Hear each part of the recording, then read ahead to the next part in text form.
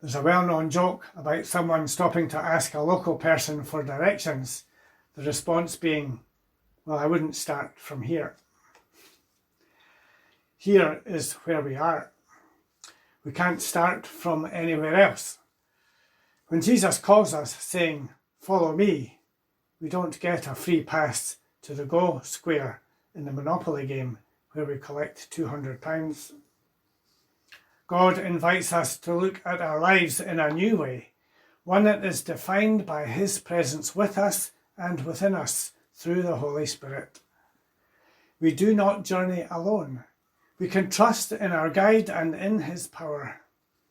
We become members of God's family and inherit all the promises of that position.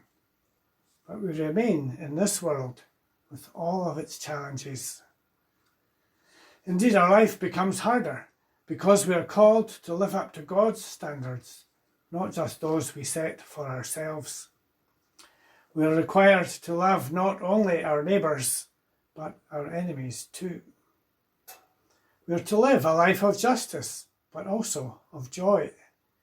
A life of challenge, but also of invitation. A life of hardship, but also one filled with love and peace. But we have to start where we are, because that's who we are. We are a product of yesterday, but tomorrow is a day of opportunity, an opportunity to be different.